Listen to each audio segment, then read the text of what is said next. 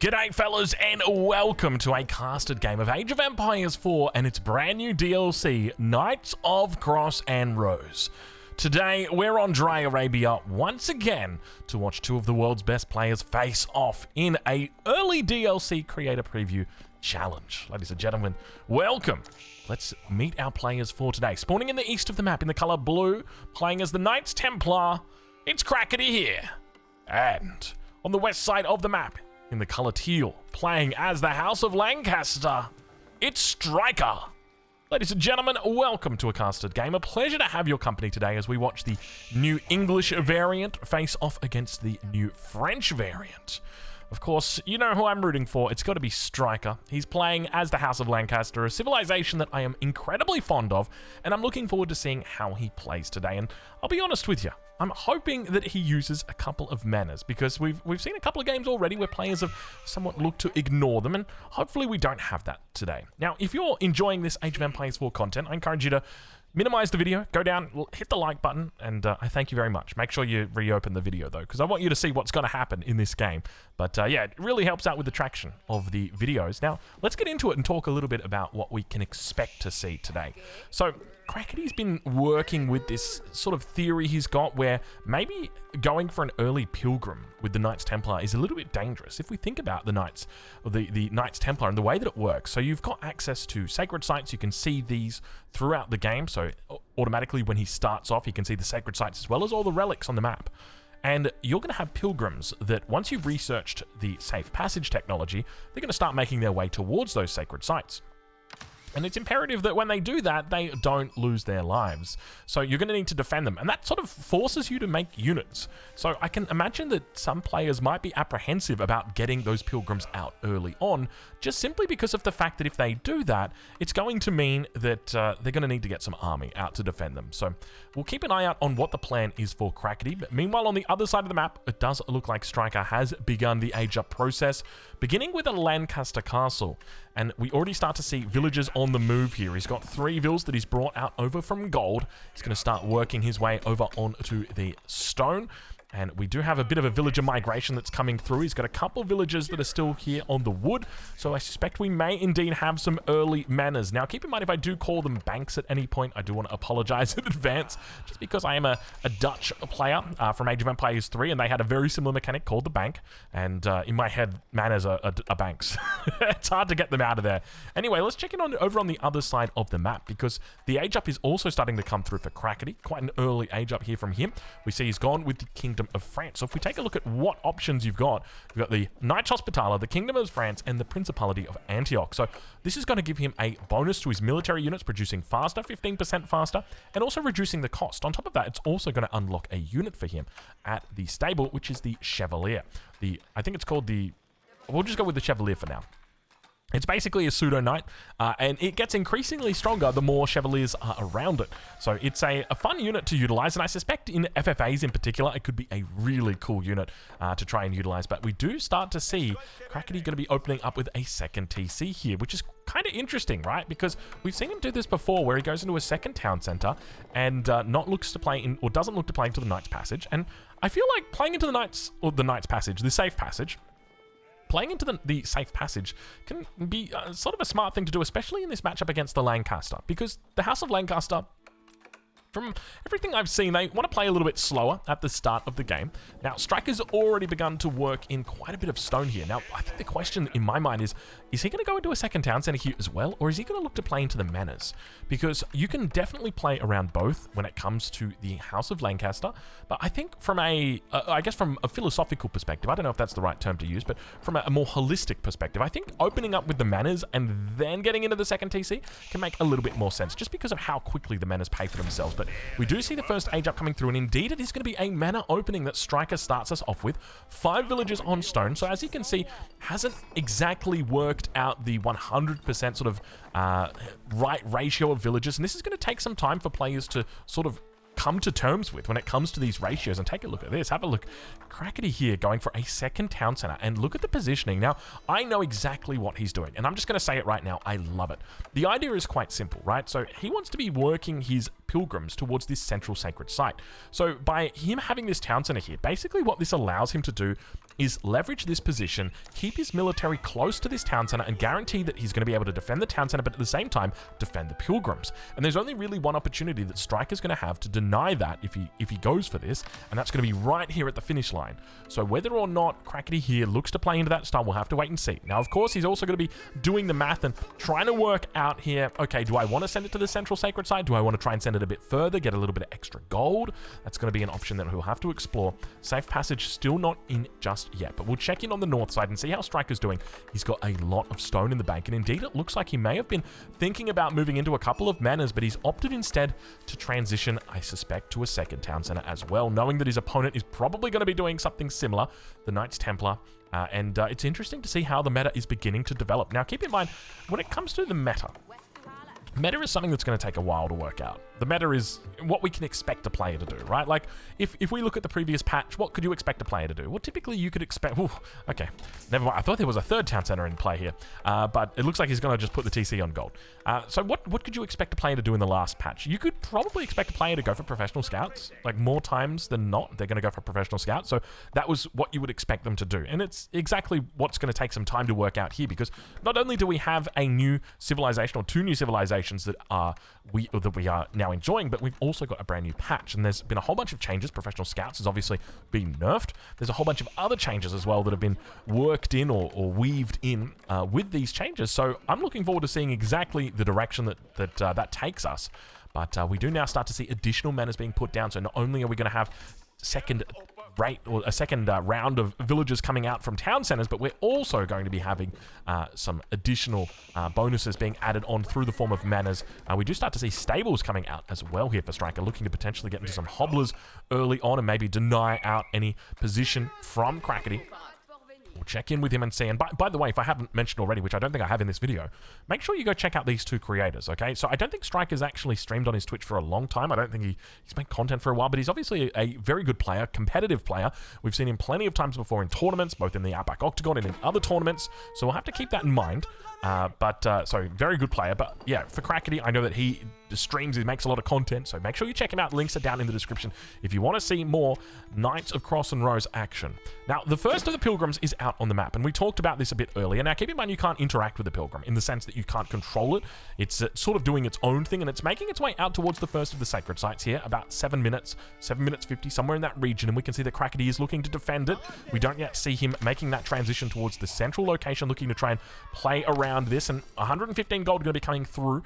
Now, keep in mind, this is every minute that this is spawning, this pilgrim. So the next one's 124 gold. It's spawned on the other side of the town center. It has to walk a bit longer, and as a result, it gets a little bit more gold. So the more gold that you can get, then obviously the better. It's going to be coming through every minute, though. So ideally, if you can reach that cap of 130, that ceiling of 130, you'll be very happy. Now, this pilgrim, we do know there is a hobbler in the area, so we do need to be cautious of it. And indeed, Striker now is looking to strike upon his opponent. More hobblers coming out. He's just hiding in the shadows. Scout is also here as well. He's trying to find that location of the pilgrim. We'll know that it is around here somewhere. There's the next scout that's been spotted out. Crackety here, and there he spots that pilgrim making its way out and looking to ambush it. How many units does Crackety here have in response to this? And is he going to be able to make it in time? We start to see there's the Chevalier Confrere coming through, but it looks like the hobblers should be effective in taking this down. A couple of archers out as well. He's trying his best to keep those archers in or outside the line of sight, but unfortunately Striker is going to spot them out and makes his way down towards his southern position. Behind this, we see the walls starting to come up. So now not only do you have two town centers, not only do you have two stables, but you also start to see the manors are beginning to add in as well. And 9 minutes into this game, the economy is looking pretty damn good for Striker. He's keeping up on that villager count, but also going to start boosting ahead with the manors. So let's talk a little bit about these manors and how they work, how they function. So it costs 200 wood and 100 stone to throw one of these bad boys down. It takes 45 seconds to put them down, and they generate resources every single minute. It works out to be 70 food per minute and 45 wood per minute, which is quite a bit. Works out about 3 villages, I think, is probably the most realistic estimate. Nice little fight that we've got out here. We can see just how much work the Chevaliers are doing. They've got a bit of armor on them, so the Hobbler's going to have a difficult time up against them, but they do outnumber the Chevaliers for the moment. These Chevaliers are a bit of a pseudo-knight unit. Nice control coming through on the Hobblers for Striker as he's able to make that one Hobbler out of here. And more walls continue to come up. But yeah, back towards these manors. So you've got ways that you can increase how many that you can make. You start off with only 3 accessible immediately, and then you can look to get the condensed land practices, and then the open field system. These are upgrades that you'll need to pay for, and then eventually you can increase the amount of manors that you've got. So you start with 3, then you go up to 6, which is what he's at the moment, and then from here, once we get our next open field system upgrade, that'll take us up to 9. Also increases the health, and that's what he's looking to take advantage of right here with the House of Lancaster. So if we, or rather with the Lancaster Castle. So if you take a look at the Lancaster Castle, not only does it provide bonus health to all nearby manors, it also provides them an arrow slit emplacement as well. So it means if any units were to dare enter into this vicinity, they would get shot down with arrows from the House of Lancaster manors. More units now making their way towards the south side. You can see that Crackety, there's a good chance he's probably changed the direction. And look at this route that we've got running in right now. The patrols coming through. Where is Crackety looking to run his pilgrims? And it looks like it might be towards the center. So indeed we were correct. It looks like he was sort of treating this as a backup option. And it's interesting the way that he plays this. It's a very defensive style of civilization that we see Crackety here play the Knights Templar. Definitely a lot less tempo-based than what I expected the civilization to be playing around, just mainly because I did think that people were going to be looking to try and get those early pilgrims out onto the map. And it's obviously taken some time for him here, but this is going to be a 3 pilgrim. Nice little deposit that we've got right here. That's the first, 83 gold. It's 89 gold on the second one, and 89 gold on the third one as well. So a decent amount of gold that's coming through here. It represents about 6 to 7 villages in total that is coming through every 60 seconds. Meanwhile, on the backside, Outpost is going to be coming up, but unfortunately the village is going to be forced away from it. The Hobbler's doing quite a bit of work. Meanwhile, behind the scenes, we do see the Age Up is going to be coming through on the side of Striker. And I tell you what, the economy is looking incredibly impressive here for him. If we take a look at the income per minute now that we're at the 12-minute mark, he's got a really good economy coming in, 2.1k looking at the moment, compared to his opponent who's sitting a little bit under 2k, maybe just over a 2k in fact. But we also now start to see the next upgrade on the way through the open field system. He is looking to spam out these bad boys. Also starting to get the double broadaxe upgrade, picking up additional ones. And now with the House of Lancaster, their upgrade to the Castle Age, or their Age Up into the Castle Age, will give him quite a couple of options as to how he wants to play this. Unique technologies that he could take advantage of. Let's have a look and see what he looks to play into. The first one is Heal Training, which increases the charge damage for the Hobbler as well as the production speed. So if we take a look at the charge, the Hobbler holds this little dagger. I guess that's probably not the right word for it. Short sword. A one-handed short sword. However, when they do charge, they also get bonus. They have a big spear that they bring out. So one of the things that you can do is you can look to get that upgrade, and that's going to increase the damage that you do. On top of that, it also increases how fast these units train. Every 15 seconds at the moment it takes for a single Hobbler to come out, and with this upgrade it reduces that down to 8 seconds, which I think is probably rounded from 7.5 up to 8. On top of that, you've got additional technologies like Collar of Esses, which increases the amount of bonus damage you do against armored units for your knights and for your demi-lancers. This can be quite powerful, especially once you start getting towards the Imperial Age, where demi-lancers can really start making a dent in the enemy armor. Now, we do start to see the 8th mana and the 7th mana coming online here. Hopefully he looks to go for the 9th mana as well, and then we could potentially look to see some levies coming out, which would be very exciting. They start off quite cheap, but they can get very expensive the later on in the ages they are available to you. But we do see a little bit of a raid attempt coming through, so the walls being compromised, and the House of Lancaster, definitely the defensive civilization, that is for sure. If ever you wanted to play a defensive civ, then this is the go-to. I can't help but feel that way.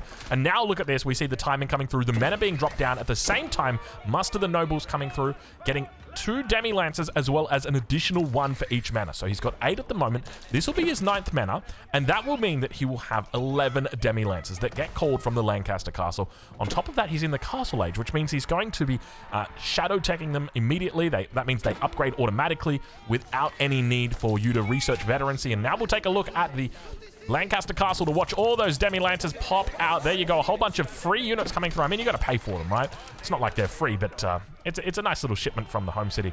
Kingdom of Castile now going to be coming through for Crackety. So looking to take advantage of the bonus damage that you get from Sacred Sites. If we take a look at some of the age ups that you've got here, we're right on board with Crackety for a little bit here. You've got the Angevin Empire, the Republic of Genoa, and the Kingdom of Castile. For units near Sacred Sites, gain 20% damage and regenerate health. On top of that, you also unlock a unique unit, a mutually exclusive unit, a commandery, which is going to be the Janitor. And it's a unit that does very well against ranged units. Now, at the moment, we don't see a whole lot of ranged units coming out for Striker. He's got a couple of crossbows on the field, so there's definitely not a whole lot to be designed in that regard. I think the main point that Crackety is going to be leveraging here is the bonus on the Sacred Sites, getting that extra damage. But just keep in mind, there's not always going to be a guarantee you can fight on those Sacred Sites, especially if you want to be a little bit more aggressive. Speaking of aggression, the Demi-Lancers, together with the Hoblars, make their way around. If we take a look at the upgrades that have come through, still no upgrades just yet for Striker on that King's College. Age up, meanwhile, for Crackety has arrived. It looks like he's going to be moving into some Templar Brothers. The unique unit available, or sorry, no, that is the Chevalier, though there is Templar Brothers. The unique unit available to the Knights Templar. It's kind of it's a Lancer, it's a Knight, it's a little bit more expensive, and have a look at the damage that is being done right now to this outpost. Phil's going to jump out the other side, try and head into the next outpost, and indeed successfully escape from this position. Quite a bit of units moving back here to defend. He's going to be looking to pick up his veterancy shortly. We see another upgrade on the way, the Rule of Templars. Gain +2 charge damage per nearby charging heavy cavalry. So that means when all these guys charge, not only do they get Not only do they get their extra health that they've got at the moment, but they'll also get extra damage on the charges as well for every other charging unit that comes through here. So that'll start to stack up. We can see they're doing 27 lance damage at the moment. The Knights Templar up to 45, or rather the Templar brother up to 45 damage here. So that is quite a bit of extra damage on these charges. Both civilizations with ways to increase their charge damage.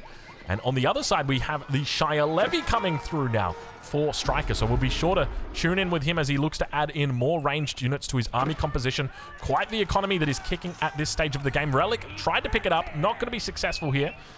Does still sit within those walls, though, for the moment. The fortress in the center of the map is the second, or the first fortress that he's got. We can see up in the top right-hand corner. He's only got the one fortress at the moment. And now back towards that Lancaster castle. Here they come. Boom, boom, boom, boom, boom. 17 of the finest yeomen there is now joining the army. Now, keep in mind, he doesn't have the veterancy upgrade just yet, so he'll need to look to pick that up at the archery range. In addition to that, it would be amazing to see him pick up the synchronized shot, an incredibly powerful ability that allows you to just decimate the back line. But so far in this game, you've got to say Striker has got a very strong position up against Crackety. The economies are relatively even at this stage, but that's from a villager perspective. If we take a look at the economic count, I'm sure that Striker's going to be quite far ahead just because of how many manners he's actually got on the field. But now, the numbers continue to build for Striker. There's the veterancy on the way, as well as the synchronized shot. He's got quite a large army. 18 minutes into this game, it is a huge amount of units that are out here and chasing him underneath the fortress. We can hear what sounded like a treb. Indeed it was. A second treb now going to be arriving onto the field. Keep in mind there is a unique upgrade that we could potentially see. The Warwolf Trebuchet. So we'll keep an eye out for that. Vil's going to be repairing the fortress. Keep in mind this is going to be costing him stone to repair this. And you can see that Striker is very intentionally making sure he doesn't fight near or on the sacred sites. He doesn't want to fight into the sacred sites because he knows about the bonus that his opponent will pick up if he goes near them. Of course, these players are top-level players and they want to avoid these bonuses where possible. And I suspect this could probably become one of those downfalls of picking a commandery like Castile, because if the opponent does see the flag and does see that unique unit running around, they'll say, okay, well, we're just going to stay clear. We're going to stand clear from those sacred sites, make sure that we avoid them at all costs. We don't want to fight into them. But at the same time, you can definitely use them on the offensive, right? Like if we think about it from Crackety's perspective, if he's got a castle here and a castle here and 2 or 3 trebuchets or maybe even a trebuchet emplacement and starts to put on some pressure towards the front, your opponent might be forced to meet that army head on. And because of that, you can look to fall back onto the sacred site, pick up that damage boost. So that's always a way that you can look to play. Veterancy now coming through for the Hobblars. A lot of upgrades as well. Let's check in with the King's College and see. He hasn't picked up any of the unique upgrades just yet. Does have the cheaper upgrades though, which is just one of those bonuses you get from having the King's College. And now we can see the Janitors in action as they throw off their javelins. Keep in mind they do a lot of damage here. They've got quite a bit of ranged armor as well, but they do a lot of damage against ranged units, but not a lot of damage against anything else. Meanwhile, behind this, we do have an age up coming through. It's going to be the Wingard Palace, and it's in a bit of an awkward spot. I wouldn't say awkward, actually. A bit of an aggressive spot. Let's go with that. Hopefully he doesn't live to regret putting it towards this close position. We've also got Hobblars coming through, and Crackety's definitely being run around this game. I feel like he's got to be up against GUA the way that Striker's playing this. It's very, very aggressive, and it's great to see for an economic, a defensive civilization, the same way that House of Lancaster is at the moment. We hear a whole bunch of units getting brought out at the same time. But yeah, it's great to see this defensive civilization really starting to come into its own and get aggressive. Now, I'm curious to see how balance actually falls, because at the moment, you've got some of the, I wouldn't say some of the best players in the world, but you've got some very competent players that are playing, oh my lord. Wow, okay. What is that? Music just went ham to the next level. I don't think I've heard that before. That was very excited music right there on the age up. But yeah, you've got some very competent balance testers. People like Maito, who are very good at knowing how to abuse a civilization. But at the same time, you've got to remember the data that they're working with is quite small in the sense that they're playing a lot of games, but there's only a handful of them. Whereas you compare that to the pros or just the general player base, and you're talking about thousands of times more data points to be pulling in, not data points, but thousands more games that are going to be played. Which allow the meta to develop a lot faster. And often you can have like little silos of meta that begin to develop as well. All right, we got ourselves a bit of a forward keep that's being put down. There's already a fortress here, but Striker's just looking to commit to it. I don't know whether he knows about this. We've got, meanwhile, down to the south, a little bit of a fight. Spears up against Hobblars and the Demi-Lancers. Demi-Lancers not being particularly successful here with their ability up against Spears, but we can see the Spearmen are fighting back. And he's obviously able to clean that up just because of how much he outnumbered the enemy. Now, what do we see up towards this north side? We start to see the Wingard army coming through. So not going into the gunpowder contingent, which, by the way, has just got absolutely the best icon the game has ever seen. I love that icon. It's so good. It's so iconic. Let's just put it that way. Demi-Lancers, Hobblars fighting up against the Spears. Keep in mind, we've got very strong Spears here as well on the defense. Have a look at the size of the army, though, for Crackety. It is really looking to get quite strong. Imperial Age is still quite a ways off, but he's definitely thinking about doing it. There's been action non-stop this game, so I think I'm going to have to stop you guys just right here and grab myself a little drink of the day. Today's game is sponsored by water. The best drink, the objectively best drink there is that money can buy. Give me a second here. It's good water. It's really good water. Oh, it's the cold stuff. Cold water is so much better than normal. Okay, enough about the water, Drongo. Focus on the game. All right. I could talk about water for days. Still no upgrades coming through from Striker yet. And I think this is one of those things that will develop over time, right? Like, as players get more familiar with the civilizations, they'll be like, oh, that's right. I totally need to make or get these upgrades that I haven't been getting yet, right? So we can expect to see those upgrades eventually come through. But more and more Trebs now going to be rallied towards the front. I'm really hoping that we see the Warwolf Trebuchet because it upgrades the aesthetics of the Trebuchet itself. It makes it look very cool. Meanwhile, on the other side, we do have an age up coming through in the main town center. It's going to be the Kingdom of Poland. All cavalry gain 10% health and 50% charge damage. Now, you've got to keep in mind that the Templar brother has also got that bonus charge damage coming through. So now instead of getting 2 charge damage per nearby cavalry, or per nearby charging heavy cavalry, they get an extra 3 damage, which is quite damn good. And on top of that, you also unlock a new heavy cavalry unit, which is, if we take a look right here, we got to ride on board with his perspective. The Schlatter. That's, I apologize. My pronunciation is not as good as Winston's. The Slatchter. Let's just go with that. A very food-heavy unit. Incredibly expensive when we compare it to the other units available to you. 120, 133, already described as an expensive unit. And now you've got 180, 114. So a little bit more food-heavy. The Slatcher, and it actually reduces the attack speed of enemy units when they attack them. So definitely a unit that you want to try and be weaving in. We do now see that one of the landmarks has fallen, that being a fortress. There's still plenty of them out on the map. Let's take a look and see. What have we got on the way? We've got military tactics training coming through, and also we get to see the Warwolf Trebuchet on the way. So he did finally click these buttons, which is lovely. So the first upgrade, military tactics training, increases the effectiveness of troops and their bonus damage. So as an example, crossbow has a base of 11 damage, but plus 10 against heavy. This is going to increase that plus 10 against heavy. Whatever that percentage modifier is, I think it's 20%. So it's going to increase that from a 10 to a 12 damage for your crossbowman. And that applies to every single unit that gets bonus damage. So the yeoman going to go from plus 9 versus melee to probably plus 11. And the trebuchet goes from plus 350 versus buildings to whatever it might be. I'm not sure if the trebuchet is actually affected by that. It just says improves all of your troops. So we're going to assume that it does. Let's take a look and see what it does. So 350 versus building. So that should go to, like, what, 420 versus building, somewhere in that region. So that's a pretty cool amount of damage. Let's have a look and see. Upgrade about to come through. A little bit of a raid up towards the north side. Horsemen on the way. Upgrade about to arrive. I'm excited for it. This is a long upgrade. It must have been 90 seconds. Yeah, it's an expensive upgrade, that is for sure. And let's check. 420. 420 versus buildings. Lovely. Very, very nice amount of damage now that you're going to be throwing out here. And now he's looking for the next upgrade. We also see more Imperial upgrades coming through. But Crackety's looking to try and start that fight in the center of the map. He's off the sacred side at the moment. You'd like to ideally fight on it to get that extra 20% bonus damage, but he realizes he's got to go now. These trebs are doing a little bit too much damage. More upgrades are on the way for both of these players as biology comes through on the side of Crackety here. That's going to be increasing the health on all of these units now, rising up to 318. The Genitou is also going to be picking up that upgrade. The Schlachta, the Lacta. Oh my lord, that's going to be fun.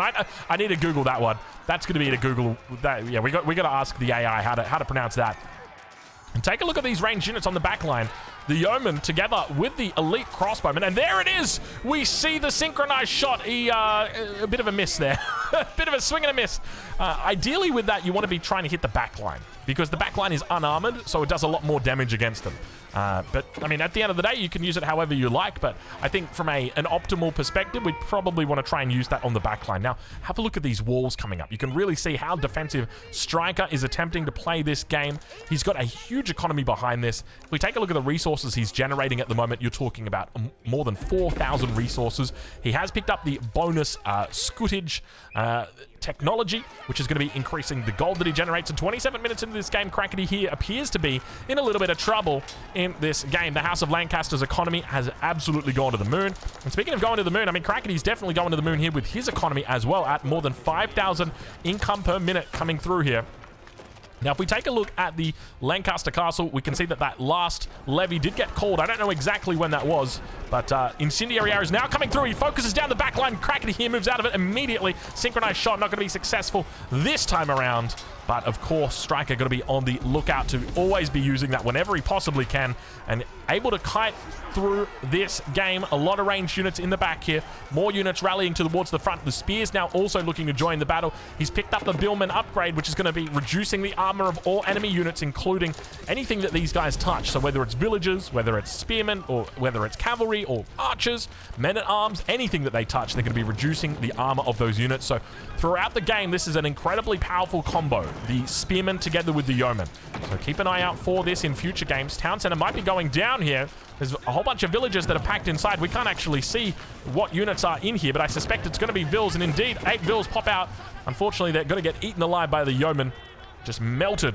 Meanwhile, behind the scenes, we can see a little bit of trouble coming out for Crackety as things start to fall apart for him. He's got 3 landmarks remaining, that being the first one down here, the fortress, the second one, and then, of course, the final Templar's headquarters with 8,000 health in the back of the base. What can he call upon to save him right now? Have a look at how much health these Lachka, have a look at how much these Polish cavalry have actually got. He manages to melt quite a bit of units on the backside there with the yeoman, but he falls back towards this standard composition that we've been so familiar with over the years for the English, and the English variant really no different. Maybe it's a little bit of a different unit, a little bit of a different upgrade, but it's still perfect synergy that we are witnessing here. Able to focus down these units, and you can see just how much damage these Slachka are able to tank throughout this game. Meanwhile, behind the scenes, more units rallied in, and there they are. The gunpowder contingent rolling in with the additional culverin as well, so a little bit of siege to back him up. These will help out against the cavalry units. We've got to be careful here. It looks like he's definitely overinvested in, well, not overinvested, but maybe underinvested in spearmen. A distinct lack of them here as the Randys begin to pull forward. Get him, Randy. Get him, boy. There they go. Look at that damage coming through. And immediately Crackety here respects the Reboldiquin and backs on out of the octagon. Says, I tell you what, that is way too much damage for me to deal with. How are you going to deal with these units here? It's going to be tough, especially because we don't really have the Sergeant to deal with them. The Sergeant are incredibly powerful at dealing with Reboldiquins because they do have melee damage rather than the range damage. So let's check in towards the south. As the Pilgrims continue, we can see that he's yet to pick up the Treasure Tower's upgrade, curiously, which would have given him quite a bit of value here. Culverin working down the fortress at the moment. We don't actually have the Iron Clamps upgrade either. It definitely feels like Crackety's been quite a bit behind. And keep in mind, he's been on 2 TC for the majority of this game, so he's definitely struggled to keep his head above water. But maybe that just goes to speak about the strength of the House of Lancaster and their economy. Because realistically, Stryker went into the second town center very early and then just looked to follow it up with more and more menace. And his economy's done nothing but boom this entire game. Now the Pilgrim's going to get picked off here. One by one, they slowly go down. The last one going to be losing its life here as well. The Yeoman onto the back line, just absolutely melting everything right now. More cavalry making their way. Reboldiquin looking to try and defend. And now we head into the cinematic mode because it's time to witness this English variant push, this House of Lancaster push in all of its glory. Spearmen, Yeomen, together with all of the siege up the rear. Keep in mind, these Culverin are not the Culverin that you would be familiar with from Season 7 or Season 8.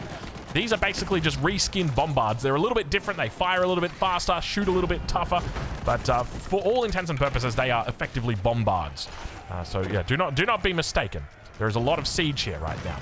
And slowly working down all of these landmarks. Keep in mind that for the Knights Templar, their fortresses do act as landmarks. But now, once again, the cavalry begin to move forward. He's trying to find a way through. The Yeoman on the back looking to melt once again, able to find a decent connection. The cavalry comes through. Plenty of elite spears here. The Billman upgrade is in play. He'll be looking to try and remove that armor from these units. But once again, he's going to have to fall back away from it. Slowly, the fortress is going to be going down. One more round, and that should probably be it.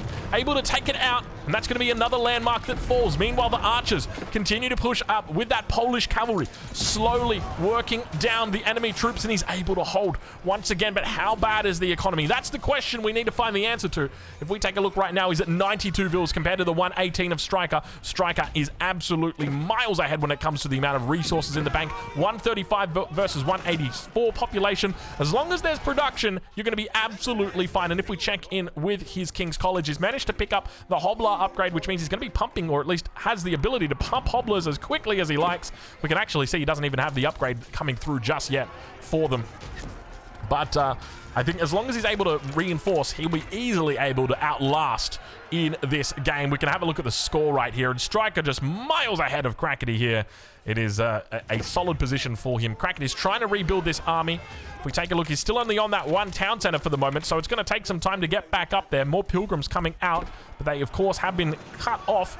The first sacred site, it's been held by Stryker. The second sacred site in the center is somewhat held by Stryker, and the third one is being neutralized by Stryker, so he's definitely got control over the course of the game. Yeoman once again, oh, into the back line, so much damage coming through, and all those archers just able to pick them off. And I tell you what, that's definitely going to be a #1 complaint on Reddit. I can see it already, and I wouldn't be surprised if Crackety is the one who's going to be writing that post, because I tell you what, that was a lot of damage. You can still see all the bodies on the ground right now, just able to take out 7-8 units at a time with that, and it feels like you really don't lose anything for it. It's definitely one of those things where there's really no downside to be using the synchronized shot on cooldown constantly. And Crackety now going to be moving up once again with his Polish cavalry. I think that's probably the best way that we go about pronouncing this unit, not even calling it by its name, but don't worry. I'll do some study. I'll work out exactly what they're called as the bombards do continue, or rather the Culverin do continue to work their magic. Stryker slowly working it down, and that is going to be it, ladies and gentlemen. The game is called. Crackety here tapping out, and Stryker with the House of Lancaster taking a beautiful defensive economic victory. Ladies and gentlemen, make sure you go check Crackety out as my son jumps up and down upstairs. He's excited. I'm excited. You go be excited for Crackety here as well as for Stryker. We'll catch you guys in the next one. Thank you for watching.